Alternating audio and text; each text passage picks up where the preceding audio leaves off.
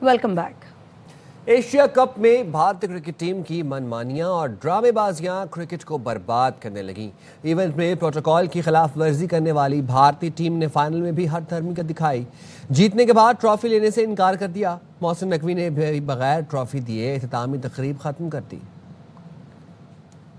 वफाकी वजीर दाखिला और चेयरमैन पीसीबी मोहसिन नकवी ने नरेंद्र मोदी को आईना दिखा दिया।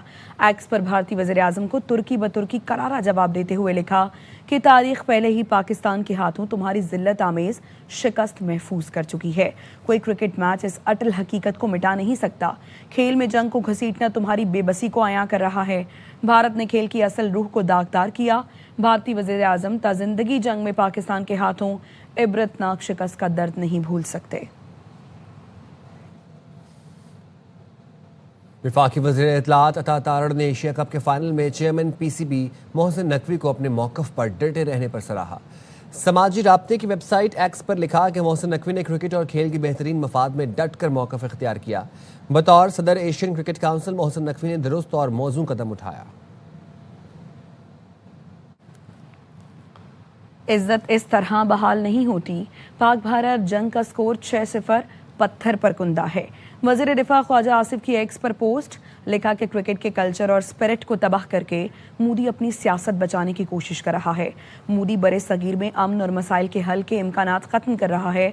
हम तो कुछ नहीं कह रहे, मोदी भारत और दुनिया दोनों में ख्वार हो गया है।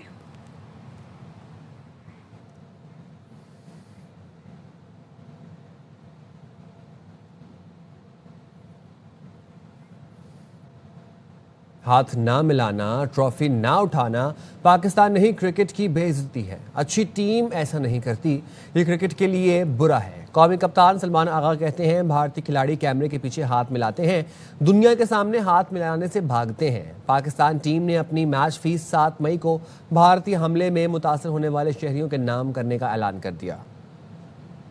क्रिकेट को देखें तो उनको ऐसे लग रहा है कि वो हैंडशेक नहीं कर रहे, ये सब चीज़ें कर रहे हैं तो वो हमारी डिसरिस्पेक्ट कर रहे हैं। नहीं सर, वो क्रिकेट की डिसरिस्पेक्ट है और जो क्रिकेट की डिसरिस्पेक्ट करता है मुझे लगता है कि वो कहीं ना कहीं जाकर सामने आती ही आती है और आई एम वेरी श्योर कि वो सामने आएगी। He did shake hand to me when we were obviously doing a press conference the start of the tournament. Referee की मीटिंग होती है उसमें भी किया था। बट या one obviously they come to the world, जब सबके सामने आते हैं तो फिर नहीं करते हैं। सारी टीम जो है, हम लोग जो ये अपनी मैच फीस है हम डोनेट कर रहे हैं। वो लोग जब इंडियन अटैक हुआ था उसमें हमारे सिविलियन और हमारे बच्चे उसमें अफेक्टेड हुए थे, हम सब ये उनको डोनेट कर रहे हैं। हाथ नहीं मिलाया, फोटो शूट नहीं करवाया, क्रिकेट में सियासत को लाए। सहाफी ने भारतीय कप्तान को आईना दिखा दिया। सूर्य कुमार यादव जवाब देने के बजाय बात घुमाते रहे। मीडिया मैनेजर से पूछा जवाब देना है या नहीं। इस पूरे टूर्नामेंट में जो आपका बिहेवियर रहा पाकिस्तान टीम के साथ, आपने हैंडशेक नहीं किया, फिर आप ट्रॉफी के लिए फ़ोटो सेशन आपने नहीं किया, फिर आपने एक सियासी प्रेस कॉन्फ्रेंस की। क्या समझते हैं कि आप इस पूरी क्रिकेट की तारीख में आप पहले कप्तान हैं जिन्होंने क्रिकेट के अंदर सियासत लेकर आए? जी, बोलना है नहीं बोलना है? गुस्सा हो रहे हो आप? सवाल पता ही नहीं चला आपका, आपने 4 क्वेश्चन पूछ लिए एक टाइम पे। पाकिस्तानियों की शिकायत खुद भारतीय क्रिकेटर ने की, वही हरकत। फास्ट बॉलर जसप्रीत बुमराह का हारिस रऊफ को आउट करके तैयारा गिरने का इशारा। हारिस ने पिछले मैच में यही इशारा किया तो भारतीय बोर्ड ने आईसीसी से शिकायत की थी। आईसीसी ने हारिस पर मैच फीस का 30% जुर्माना भी आयद किया था। सदर Asian cricket council Mohsin Naqvi से ट्रॉफी वसूल न करने पर साबिक क्रिकेटर बासित अली और विकेट कीपर कामरान अकमल ने भारतीय क्रिकेट बोर्ड को आड़े हाथों ले लिया। बासित अली ने कहा मोहसिन नकवी जैसी हिम्मत होनी चाहिए, वो डटे रहे और भारतीय टीम ट्रॉफी नहीं ले सकी। कामरान अकमल ने कहा क्रिकेट को बचाना है तो आईसीसी को किरदार अदा करना होगा। बात है, ये वहीं से तो मैसेज आ रहे हैं कि इनसे ट्रॉफी नहीं लेना। ये प्लान कर रहे हैं लंबा, ये अभी का नहीं कर रहे, ये चाह रहे हैं कुछ और हरकत कराना कि पाकिस्तान चेयरमैन पे पॉलिटिकल वे में लगा के मेरे ख्याल से इनका मजाक दुनिया बना रही होगी। इस वक्त जो वहाँ पे जितने लेजेंड कमेंट्री बॉक्स में होंगे वो भी परेशान होंगे, फेस नहीं करे होंगे लोगों का चेहरा कि हम क्या जवाब दें। मज़ीद खबरें शामिल करेंगे, आपको बताएंगे। वज़ीर-ए-आज़म शहबाज शरीफ का कहना है, मैं और फील्ड मार्शल सैयद आसिम मुनीर हर कौमी मामले पर मुशावरत करते हैं।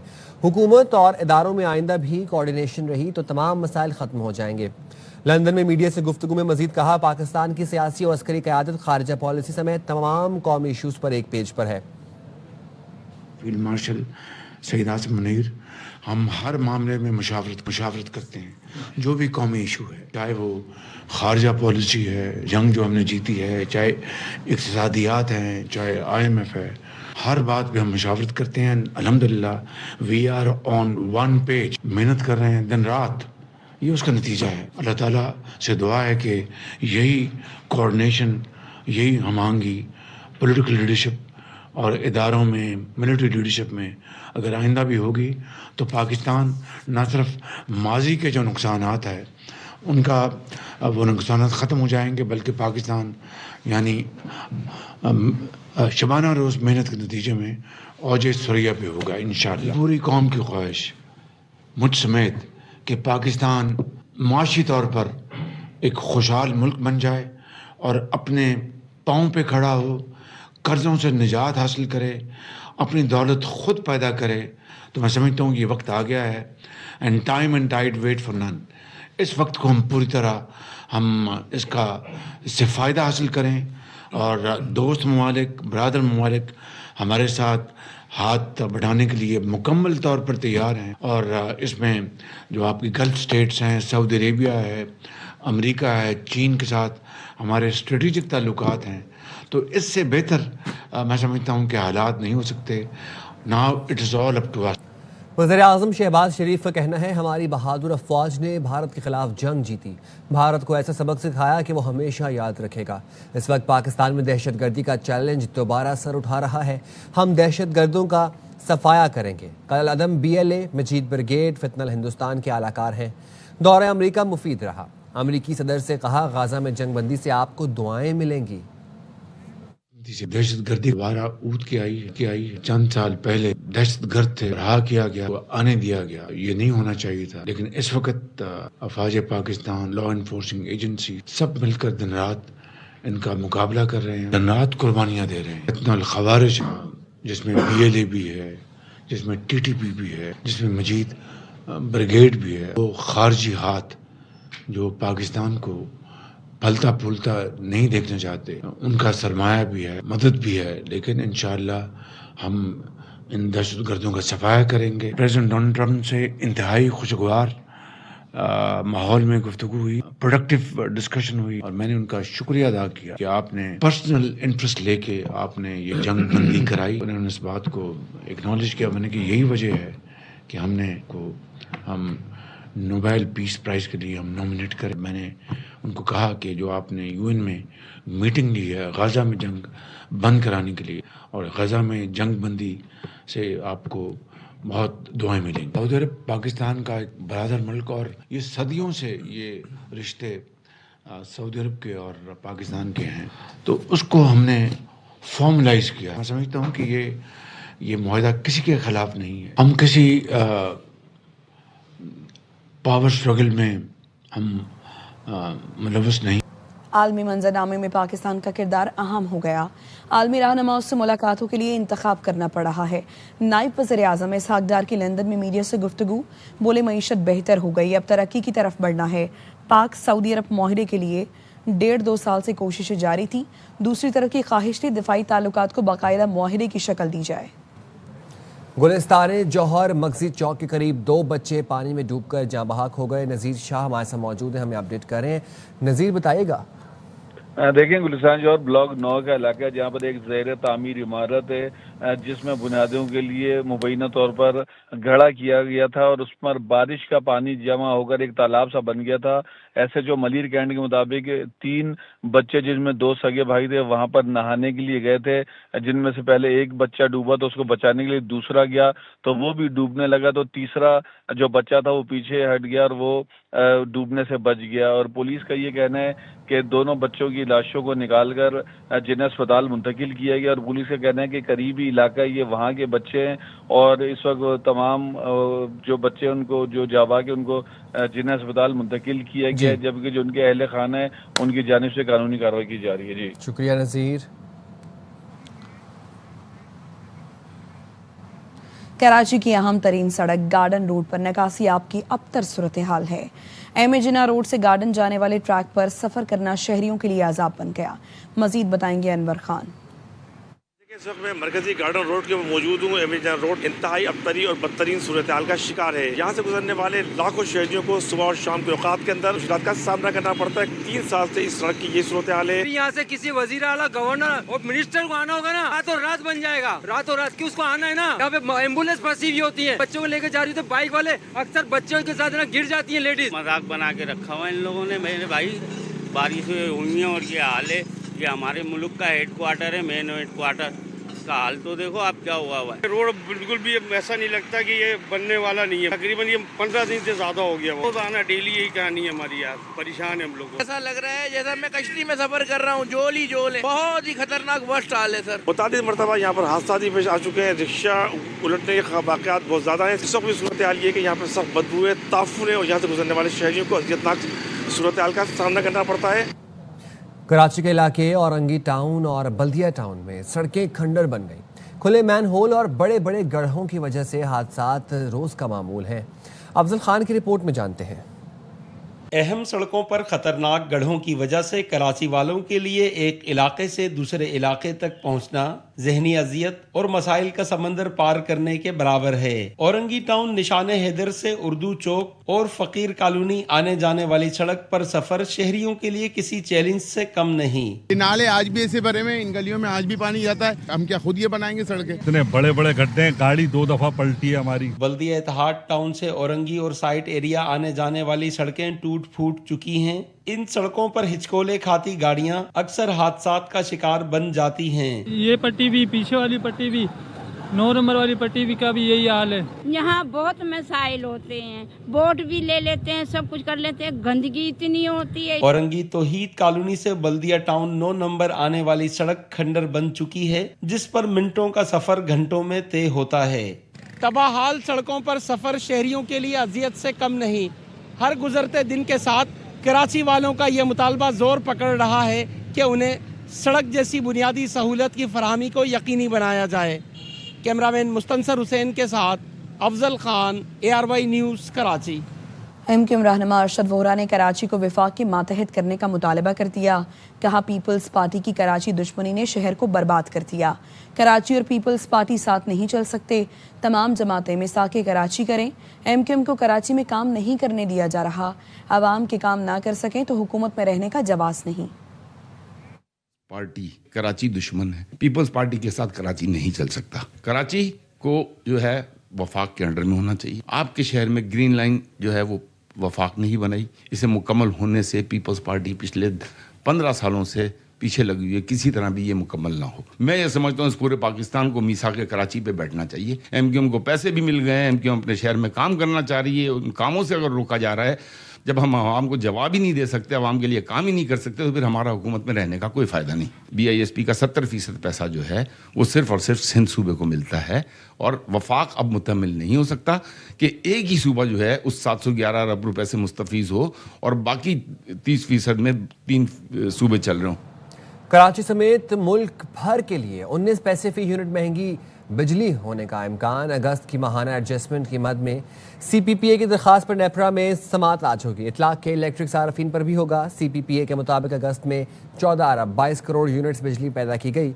बिजली कंपनियों को 13 अरब 71 करोड़ 50 लाख यूनिट्स बिजली फराहम की गई। डिस्कोस को दी जाने वाली बिजली की लागत 7 रुपये 50 पैसे फी यूनिट थी। अगस्त के लिए रेफरेंस लागत 7 रुपये 31 पैसे फी यूनिट मुकर्रर थी। मनोअन मंजूरी से सार्फिन पर 3 अरब रुपए से जायद का इजाफी बोझ पड़ेगा। 1 अक्टूबर से फेडरल बोर्ड ऑफ रेवेन्यू ने सख्त ऑडिट का फैसला कर लिया। FBR जराये के मुताबिक कारोबारी तबके के इनकम टैक्स गोशवारों का ऑडिट होगा। इनकम टैक्स गोशवारों में दौलत छुपाने वालों से सख्ती की जाएगी। कारोबारी तबका इनकम टैक्स गोशवारों में गलत गुमराह कुन मालूमात दर्ज पर मुश्किल में आ सकता है। फेडरल बोर्ड ऑफ रेवेन्यू ने 1 अक्टूबर से 1 लाख गोशवारे के ऑडिट की तैयारी कर ली। 1 लाख ऑडिट के लिए पूरा विंग तैयार कर लिया है। तरबियत याफ्ता ऑडिटर्स इनकम टैक्स गोशवारों की सख्त जांच पड़ताल करेंगे। ऑडिटर्स गुज़श्ता साल की निस्बत कम इनकम टैक्स देने वाले कारोबारी तबके के गोशवारों का ऑडिट करेंगे। इनकम टैक्स गोशवारों में दुरुस्त और अपडेट मालूमात फराहम करने वालों के लिए मुश्किल नहीं होगी। इनकम टैक्स जमा कराने वाला कारोबारी तबका 30 सितंबर तक दुरुस्त गोशवारे जमा करा सकता है। पाकिस्तान और IMF के दरमियान तीसरी किस्त के लिए मुज़ाकरात का 5वां दिन। IMF वफ़द वज़ीर ख़जाना से मुलाकात के लिए वज़ारत ख़जाना पहुँच गया। वज़ारत ख़जाना वफ़द को मैक्रो इकनॉमिक अहदाफ, मौशी सूरत हाल, टैक्स मुहासिल और मालियाती कारकर्दगी से आगाह करेंगे। FBR हुकाम टैक्स रेवेन्यू समेत इस्लाहात पर ब्रीफिंग देंगे। ज़राए के मुताबिक IMF वफ़द से सूबाई हुकूमतों के नुमाइंदों की मुलाकात भी शेड्यूल है। IMF मिशन सूबाई हुकूमतों की माशी कारकर्दगी का भी जायज़ा लेगा। IMF को पाकिस्तान में हालिया सैलाब से होने वाले नुकसानात बारे में भी बताया जाएगा। सैलाब पर उठने वाले अखराजात हंगामी फ़ंड से पूरे करने बारे ब्रीफिंग दी जाएगी। टैक्स रेवेन्यू में कमी को PSDP में मुमकिन कटौती, मुजवज़ा फ्लड लेवी से पूरा करने बारे तजावीज़ दी जाएंगी। उधर सुप्रीम कोर्ट ने जस्टिस तारिक महमूद जहांगीरी को बहाल करते हुए काम से रोकने का ऑर्डर मुअत्तल कर दिया। अदालत ने अटॉर्नी जनरल ऑफिस और दरखास्त गुजार मियां दाऊद को नोटिस जारी कर दिए। जस्टिस जमाल मंदुकील ने कहा, सुप्रीम कोर्ट फैसला दे चुकी है कि एक जज को जुडिशल वर्क से नहीं रोका जा सकता। हमारे पास केस सिर्फ इस्लामाबाद हाई कोर्ट के उबूरी हुक्म तक की हद तक है। सुप्रीम जुडिशल काउंसिल का इजलास 18 अक्टूबर को बुलाया गया है। जस्टिस शाहिद बिलाल ने कहा, इस्लामाबाद हाई कोर्ट में जस्टिस जहांगीरी के खिलाफ दरखास्त पर एतराज़ात मौजूद थे। रजिस्ट्रार ऑफिस के एतराज़ात के बावजूद रिट पिटिशन पर नंबर कैसे लग गया? आईनी बेंच ने समाअत कल तक मुलतवी कर दी। मुबैना जाली डिग्री के सवाल पर जस्टिस तारिक महमूद जहांगीरी का कहना था, सिंध हाई कोर्ट में दरखास्त दायर कर दी है। हैरत है, 34 साल बाद डिग्री मनसूख कर रहे हैं। दुनिया की तारीख में ऐसा नहीं हुआ। यूनिवर्सिटी ने आपकी डिग्री मनसूख कर दी है कराची, उसके खिलाफ भी आप जाएंगे कोर्ट में? कराची हम सिंध हाई कोर्ट में पिटीशन फाइल हो गई। ये हैरत की बात है कि 34 साल बाद डिग्री मनसूख कर रहे हैं। दुनिया की तारीख में ऐसा कोई केस नहीं।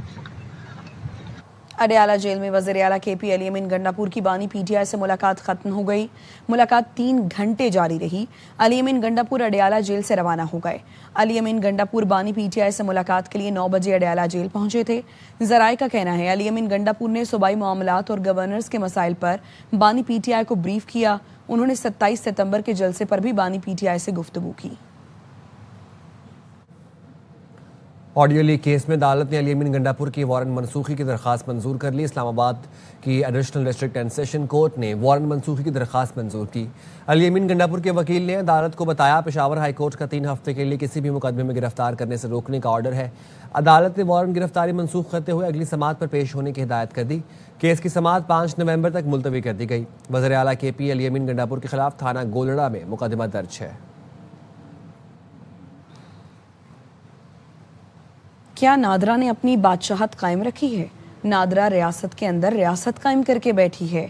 सिंध हाई कोर्ट 11 बच्चों के वालिद का शनाख्ती कार्ड ना बनने के केस में नादरा हुकाम पर बरहम। अदालत ने नादरा के असिस्टेंट डायरेक्टर वेरिफिकेशन के काबिल जमानत वारंट जारी कर दिए। जस्टिस मोहम्मद इकबाल कलहोड़ो ने रिमार्क्स दिए कि एक शहरी 2004 से धक्के खा रहा है, तमाम दस्तावेजात हैं, तो शनाख्ती कार्ड क्यों जारी नहीं किया जा रहा? नादरा के वकील ने कहा कि ये हमारे पास दस्तावेजात लेकर आए, हम देखेंगे। जस्टिस इकबाल कलहोड़ो ने कहा, ये आपके पास क्यों आए? क्या आपने अपनी अदालत लगा रखी है? अगर आप मसला हल करते तो ये शहरी अदालत क्यों आते? नादरा ने शहरी के 11 बच्चों को पैदाइशी सर्टिफिकेट दिए हुए हैं। नादरा ने जवाब में कहीं नहीं कहा कि दस्तावेजात जाली हैं। सिंध हाई कोर्ट ने समाअत 1 हफ्ते के लिए मुलतवी कर दी।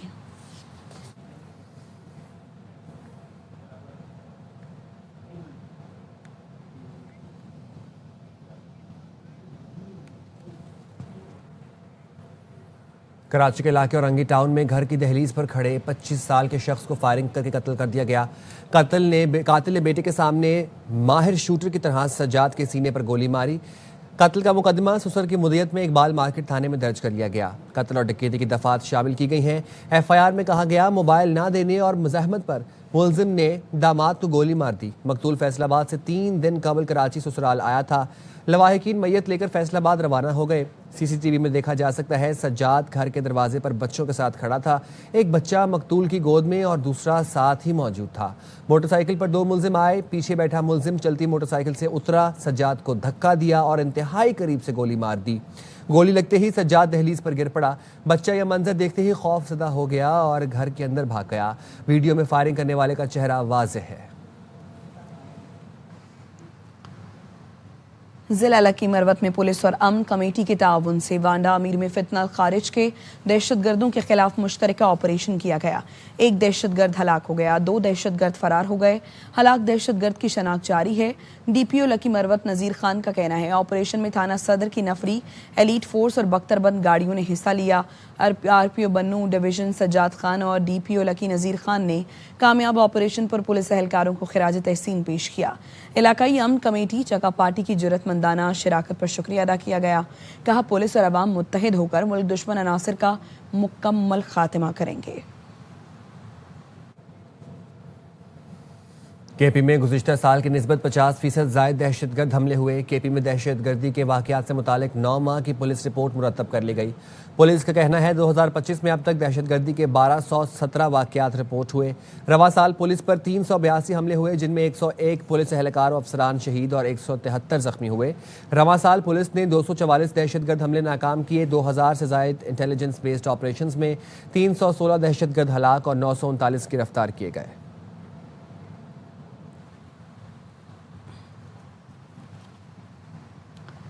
भारतीय लद्दाख में खाना जंगी फूट पड़ी। पुलिस की फायरिंग से 2 मुजाहिरीन हलाक हो गए। कर्फ्यू के बावजूद लद्दाख में मुजाहिरे शिद्दत इख्तियार कर गए। मुजाहिरीन ने सेंट्रल रिजर्व पुलिस फोर्स की गाड़ियों और दफातर नजर आतिश कर दी। लोग सोनम की गिरफ्तारी के खिलाफ एहतजाज कर रहे हैं। लद्दाख के अजला लेह में और कारगिल आज मुसलसल 5वें दिन कर्फ्यू नाफिज है। तालीमी इदारे बंद हैं और इंटरनेट सर्विसेज बदस्तूर मुअत्तल हैं। कम्युनिस्ट पार्टी ऑफ इंडिया ने सोनम की गिरफ्तारी की शदीद मजम्मत की है। सीपीआई का कहना है हुकूमत लोगों में मामूल, अमन और एतमाद बहाल करने के लिए फौरी इक़दाम करे। सोनम वही हैं जिन पर 3 इडियट जैसी फिल्म बनाई गई है। उन्हें कल तक दुनिया भर में तालीम, जिद्दत और अमन का सफ़ीर पेश करके किया गया, लेकिन जैसे ही सोनम ने लद्दाख को रियासत का दर्जा देने का मुतालबा किया तो उन्हें गिरफ्तार करके लद्दाख से 1550 किलोमीटर दूर फेंक दिया गया। अमरीकी सदर डोनाल्ड ट्रंप ने गाजा में जंग बंदी मुआहदा होने का इशारा दे दिया। रॉयटर्स से टेलीफोनिक इंटरव्यू में कहा अमन मंसूबे की तजावीज़ पर इसराइल और अरब रहनुमाओं से बहुत अच्छा रद्द-ए-अमल मिला। तमाम फरीक पहली बार किसी खास मकसद के लिए मुत्तहिद हैं। कुछ खास होने जा रहा है। तमाम लोग मुआहदा चाहते हैं। नेतन्याहू से मुलाकात में मुआहदे को हतमी शक्ल दिए जाने की उम्मीद है। तजावीज़ का मकसद सिर्फ गाजा में नहीं बल्कि मशरिक़ वस्ता में वसी अमन तक पहुँचना है। अमरीकी सदर डोनाल्ड ट्रंप की आज व्हाइट हाउस में इसराइली वज़ीर-ए-आज़म नेतन्याहू से मुलाकात होगी। अमरीकी हुकाम का कहना है मुलाकात का मकसद जंग बंदी मुआहदे का फ्रेमवर्क तय करना है। इसराइली टैंक गजा शहर के रिहायशी इलाकों में दाखिल हो गए। फ़लस्तीन स्टेडियम के करीब बम बरसा दिए। ताज़ा हमलों में 42 फ़लस्तीनी शहीद हुए। 24 घंटे में शहीदों की तादाद 79 हो गई। गजा सिटी में 15 और नसीरात कैंप में 10 फ़लस्तीनी शहीद हुए। खान यूनिस में गज़ाए क़िल्लत से 2 माह का बच्चा चल बसा। हमास का कहना है इसराइल 24 घंटे के लिए हमले रोक दे। 2 यरगमालियों से राबता मुनक़ता हुआ है। न्यूयॉर्क के मेयर के उम्मीदवार ज़ोहरान ममदानी कहते हैं हम ज़ाती मफाद नहीं अवाम की फलाह बहबूद पर तवज्जो मरकूज़ रखे हुए हैं। हमें उस पुराने सियासी निज़ाम को पीछे छोड़कर न्यूयॉर्क के लोगों के लिए काम करना होगा। हमारे सियासी मौक़िफ़ से कई लोग खौफज़दा हैं। डोनाल्ड ट्रंप हमारी तहरीक रोकना चाहते हैं लेकिन वो कामयाब नहीं हो सकेंगे। wanted nothing more than a one-on-one fight with me. And then we beat him by 13 points. There are many who are threatened by our campaign. Donald Trump with Andrew Cuomo trying to do everything in his power to ensure that they stop this movement. And the sad news for them is that they won't be able to. The reason that Donald Trump is seeking to clear the lane for Andrew Cuomo is because he knows that Andrew Cuomo will clear their lane for Donald Trump's agenda. We're focused on New Yorkers. New Yorkers deserve leadership that is thinking about how to benefit the people of the city. It's time to actually think about New Yorkers. और अब business news.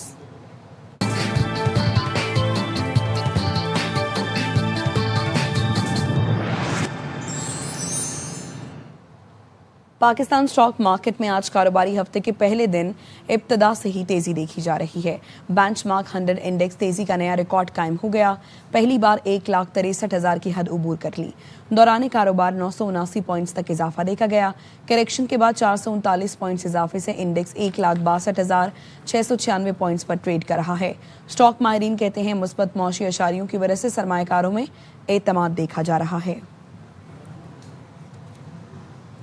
और इसी के साथ ही news studio से fill वक्त इतना ही। देखते रहिए ARY न्यूज़।